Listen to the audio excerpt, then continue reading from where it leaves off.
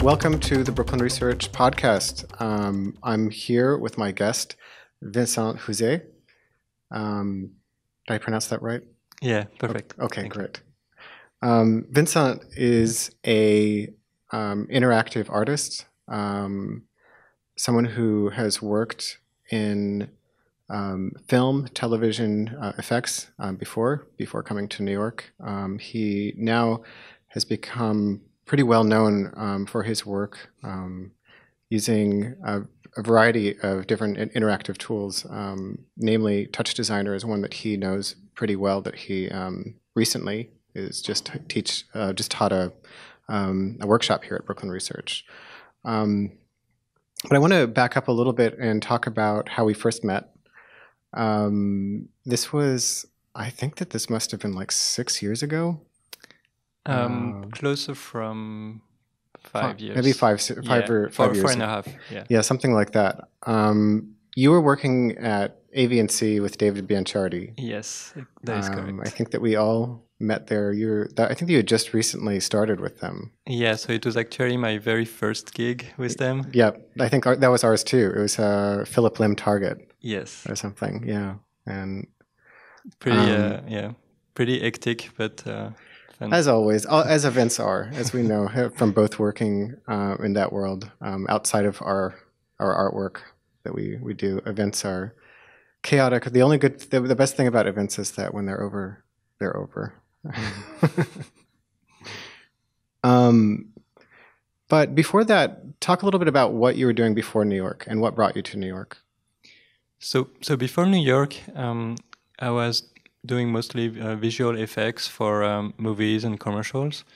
So I've worked on pretty big production when I was in London. So Gravity, which was this movie in space, and back in France, this animation movie called Despicable Me.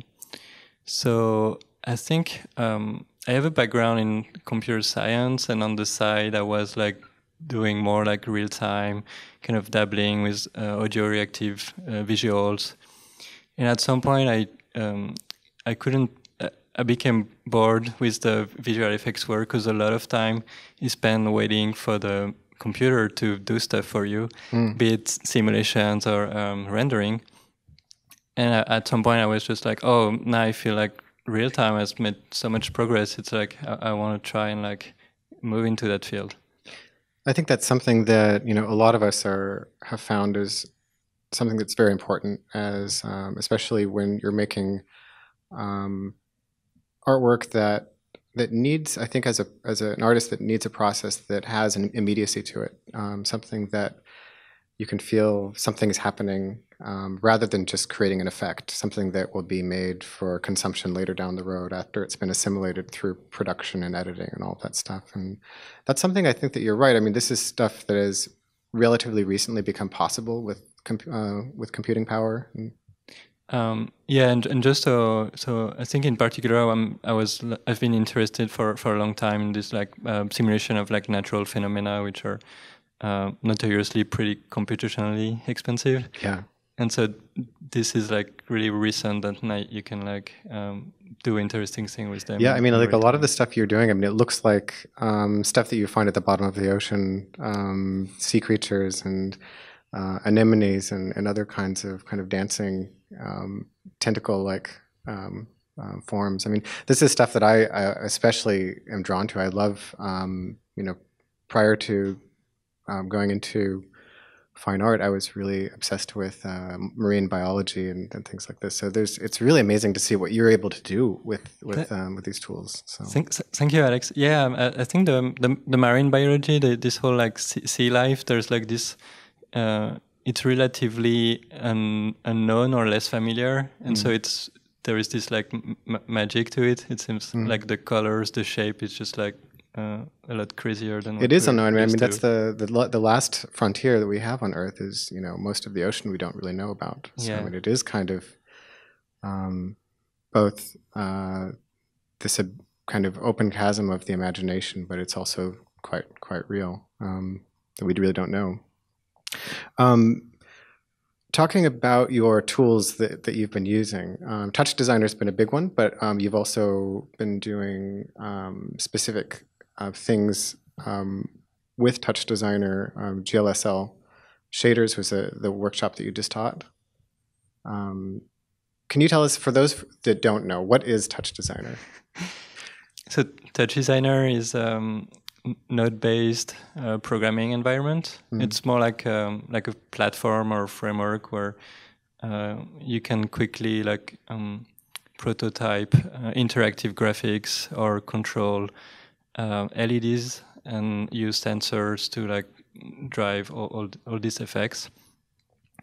So it's sort of similar to Max MSP for visuals.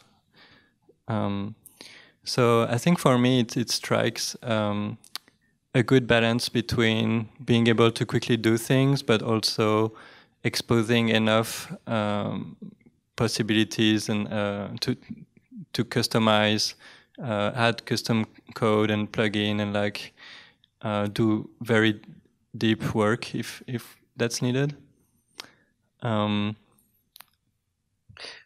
But like Max MSP and these things, it is a visual programming language, but it allows for you to really plug in anything you want in terms of your own custom code in that way. Yeah. Yeah. And you having a computer science background, this is something that's, I mean, was it something that was easy for you to start using, or was it counterintuitive being as visual as it was?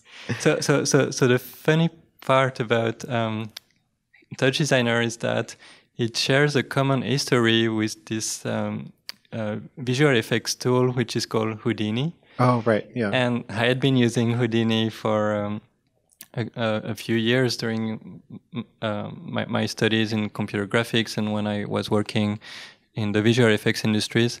And so I was kind of looking for a real-time tool I would feel comfortable with. And when I stumbled upon this one, I was like, oh, I feel at home.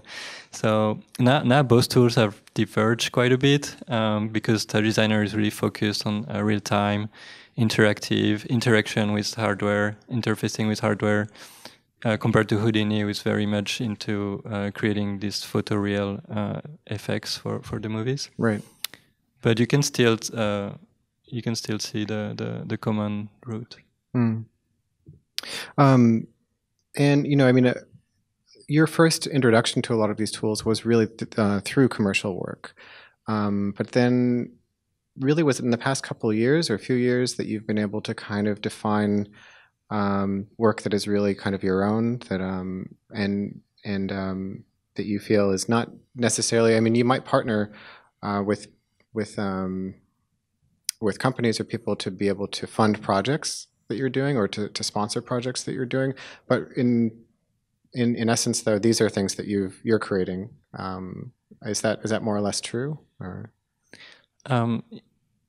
Yeah. So for my first few years in New York, I was working full time with AVNC, but now I want more and more. I wanted to kind of develop personal art projects. Right. And so right now it's like a balance between still doing commercial work and showing different art installations. Yes, I mean it's always, I think for all of us, there's still some kind of balancing act that we all do. So I'll see what the trend is at the moment. It seems the artworks are starting to kind of pay for themselves. That's wonderful. That's a really great thing when we feel like that there's a level of sustainability that starts to be coming into one's practice. After AVNC, you did spend some time at New Inc., New Museum's incubator. Yes. How can you talk a little bit about your experience there? Sure.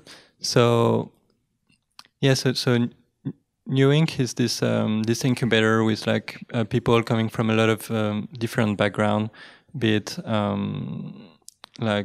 fashion, creative coding, more almost technology, but more with activism in mind. And for me, it was a great place to after AVNC have like a framework to kind of develop how my goals and how I was like thinking of my work, and also being exposed to a lot of feedback coming from my peers there, and also the Julia and her team who kind of supervised this incubator. So, and they also like give you like a lot of practical resources, Right. Regarding intellectual properties or even like finance. So all the like more boring things, but which are really important to kind of have like a sustainable practice. Right. Yeah. So yeah, so this overall mix of both like feedback on the art and practice and the more like practical advice was very helpful. Well, that's great. And so it's a year that most people spend there, or Yeah, you can. So membership is 1 year, and then you can renew for an additional year. I see. But so it really acts as a kind of a support base for a lot of these things. And also it's just the network itself Sure, is really great. Like a lot of very successful people have been in the previous years at Newing, so it's easy to reach out. Growing. There's a quite a good and they're also like partnering with alumni that like mentor the like new promotion. So so the networking aspect is very great too. That's great. I want to jump a bit back a second, if you don't mind, to just talk about kind of your creative process. When you start working on some of your ideas, how do you go about it? Do you have an idea of something that you want to make from the start in some visual form, and then you kind of go about executing, figuring out how to figure that out through TouchDesigner or through other tools, or is there sort of an open-endedness where you might work on something and it leads you down one pathway that you weren't expecting, and then that turns into something else and something else? I think it's always like a mix between these two things. Like you start working on an idea, and then you're going to find something unexpected.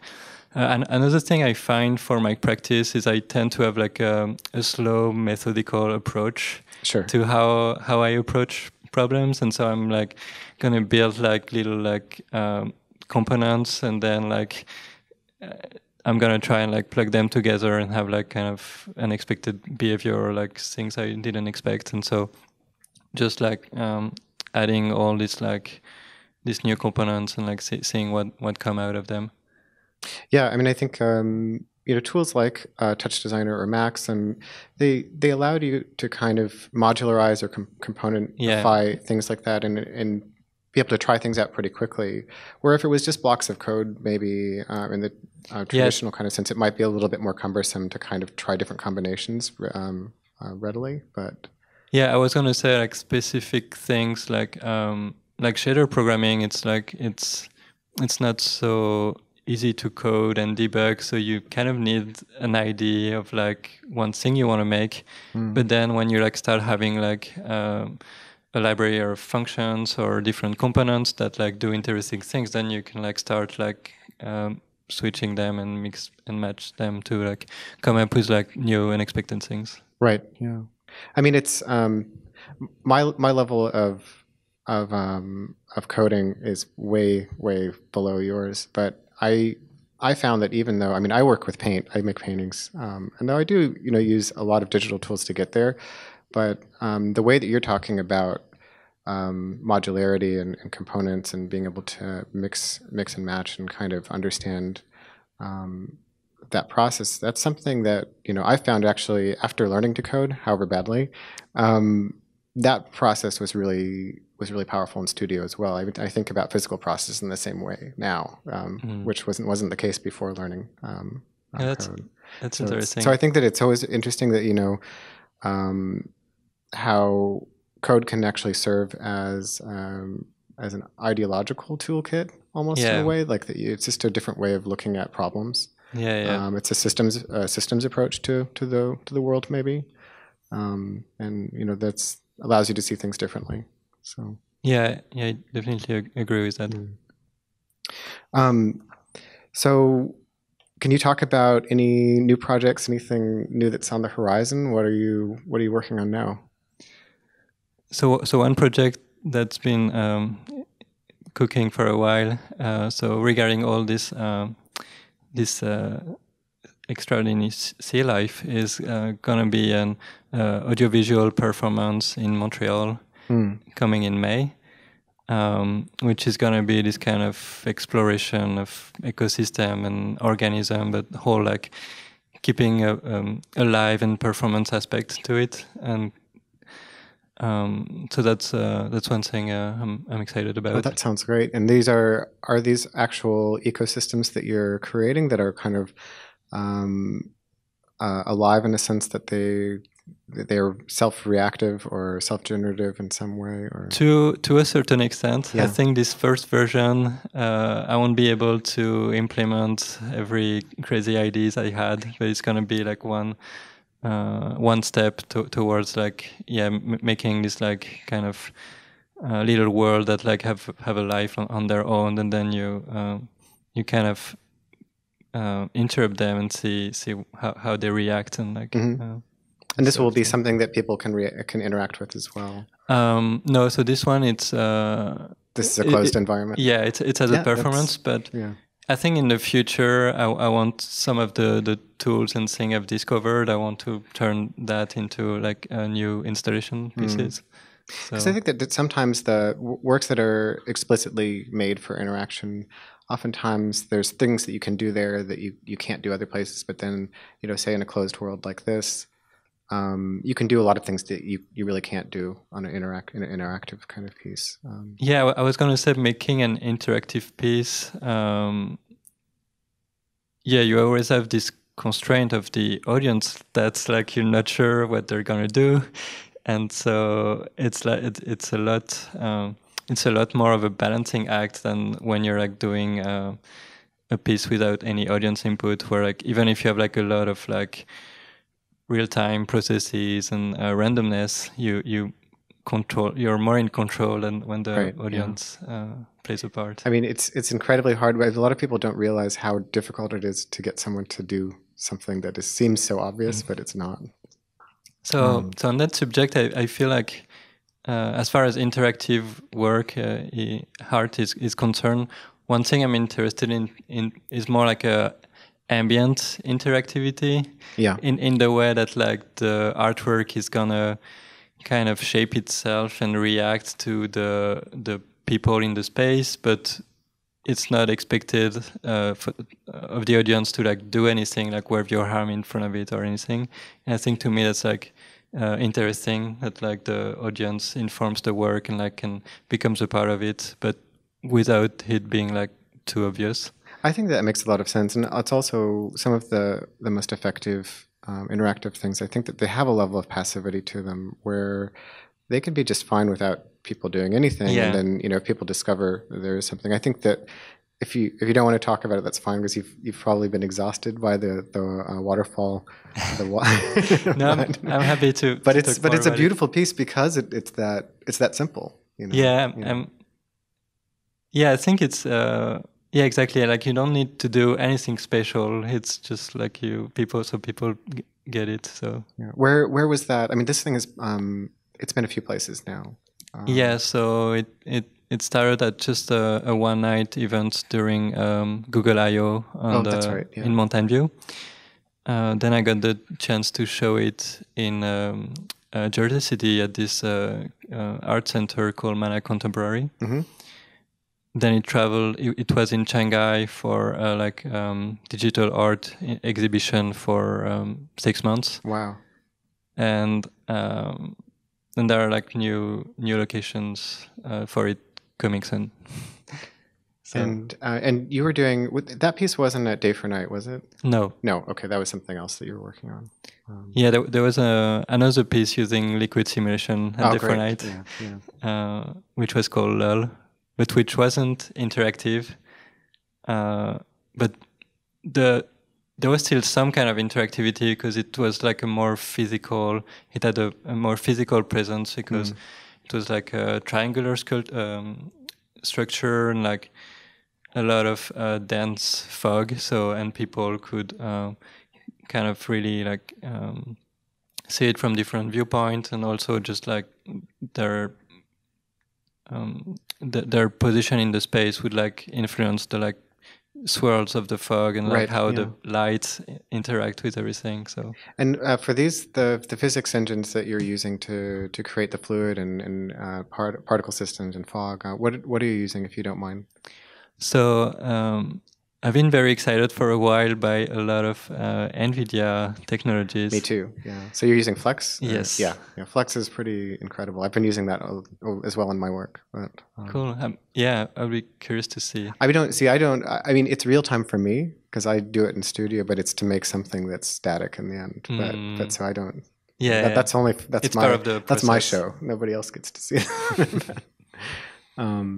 Yeah. But with the things like the fluid, the liquid, the water walls and the waterfalls that you're doing, were those mostly monochromatic? Yeah, there was like a bit of color, but pretty subtle. And that was just by choice, or was it something that helped processing speed or anything like that? It's it's a mix of both. Okay. Yeah. No, I mean, I know. I'm just curious. I think it was actually very nice to be I think I was trying to like find like a nice aesthetic that was like emphasizing the motion and not like getting too much in the way. I think so. I think it really worked very well. Thank you. So, well, I think that's a good place to stop. I guess. But let's talk about your workshop. You recently taught a workshop here, as we were saying before. But have you taught a lot before? So I had some teaching experience, but it was a while ago. It was on Houdini, and it was like 3 hours classes. Okay. So this was my first full day workshop. Yep. So it's kind of a marathon. You're going for, it's like 6 hours. Yeah, like 6-7 hours. Yeah. And how was the experience? Was it overall?